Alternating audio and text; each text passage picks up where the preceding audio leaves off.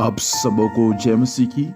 मैं जीवित परमेश्वर को धन्यवाद देता हूँ। परमेश्वर पिता ने सुंदर समय दिया कि आज की सुबह हम हर दिन के समान परमेश्वर के वचन को सीखें और परमेश्वर में आगे बढ़ सके। मैं परमेश्वर का धन्यवाद देता हूँ। आइए मेरे साथ में परमेश्वर के वचन को पढ़ सकते हैं। नीति वचन की पुस्तक उसका 21 अध्याय उसका 9 पद। यहाँ ऐसा लिखा है, लंबे चौड़े घर में झगड़ालू पत्नी के संग रहने से छत के कोने पर रहना उत्तम है।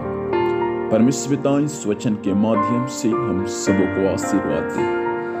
प्रियों, परमेश्वर के वचन में लिखा हुआ है कि हर बुद्धिमान स्त्री अपने घर को बनाती है, लेकिन मूर्ख स्त्री अपने हाथों से बने बुनाए घर को ढा देती है। इस बातों को ध्यान दीजिएगा। घर और परिवार को बनाने का जिम्मेवारी परमेश्वर स्त्रियों को दिया है। स्त्री के हाथ में घर को बनाने का भी क्षमता है और बने बुनाए घर को बर्बाद करने का भी क्षमता है।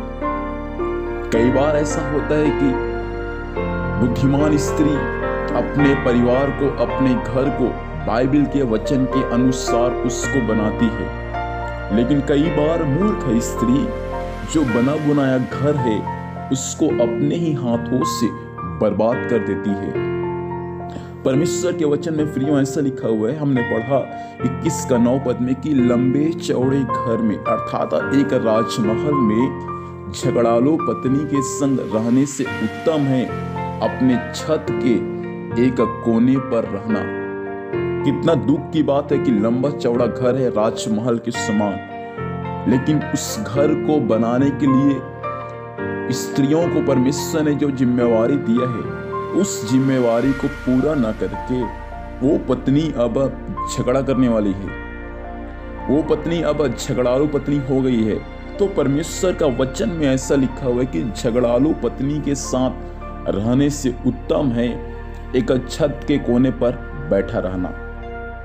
इसी का 21 अध्याय का 19 पद में लिखा हुआ है कि झगड़ालू और चिढ़ने वाले पत्नी के संग रहने से जंगल में रहना उत्तम है। देखो, झगड़ा करने वाली पत्नी, दूसरा चिढ़ने वाला पत्नी छोटी छोटी बातों पर, उनके संग रहने से कहीं लाख गुना अच्छा है बोलता है जंगल में रहना। सोचो, इसको लिखने वाला स्वयं सुलेमान है और सुलेमान को अनुभव का कमी नहीं है। टोटल उनके पास में 1000 मान के चलिए पत्नियां था। रखेल और उनके पत्नी मिला के टोटल उनके पास में 1000 पत्नियां था। सुलेमान को अनुभव था जीवन के बारे में, सुलेमान को अनुभव था परिवार के बारे में, सुलेमान को अनुभव था जीवन के बारे में। इसलिए सुलेमान कहता कि लंबे चौड़े घर में, सुलेमान का घर कोई छोटा मोटा घर नहीं था, राजमहल था। और सुलेमान कहता है कि लंबे चौड़े घर में झगड़ालू पत्नी के संग रहने से अच्छा है छत के कोने पर बैठा रहना। आगे लिखा है, झगड़ालू और चिढ़ने वाले पत्नी के संग रहने से लाख गुना अच्छा है जंगल में रहना। बहन, मैं आप लोगों से कहना चाहूंगा, अपने परिवार के लिए आप दंड का कारण न बने, अपने परिवार के लिए आप आशीष का कारण बने।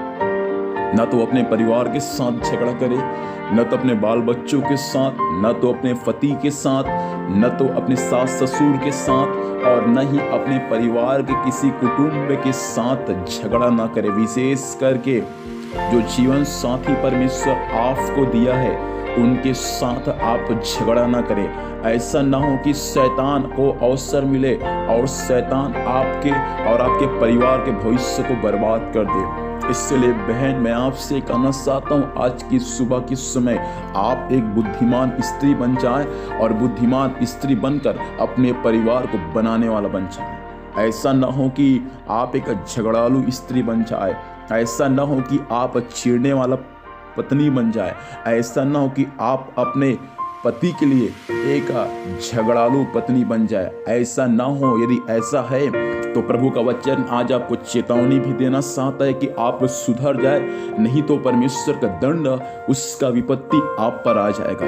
इसलिए मेरे बहन, प्रभु चाहता है कि आप एक बुद्धिमान स्त्री बन जाए और बुद्धिमान स्त्री बनकर अपने परिवार को बनाने वाले बन जाए। आइए प्रार्थना करेंगे। सर्वशक्तिमान जीवित परमेश्वर पिता, धन्यवाद स्वामी आपके इस वचन के लिए। प्रभु से वचन के अनुसार आपने हम सबों को बात किया। प्रभु मैं आपको धन्यवाद देता हूँ। इस वचन के अनुसार चलने में आप प्रत्येक की सहायता करें। सारी बातों को प्रभु आपके हाथों में सौंपते हैं। आज दिन भर संभाल, स्वर्गीय सुरक्षा दे। जहाँ भी जाएंगे जाने आने में सहायता कर। हर कार्य यीशु के नाम से सफल होने पाए। धन्यवाद, आपने प्रार्थना सुना। यीशु के नाम से पिता आशीष को मांगते हैं।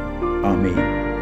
प्रभु हम सबों को आशीर्वाद दे, सबों को जय मसीह की प्रेज़ द लॉर्ड।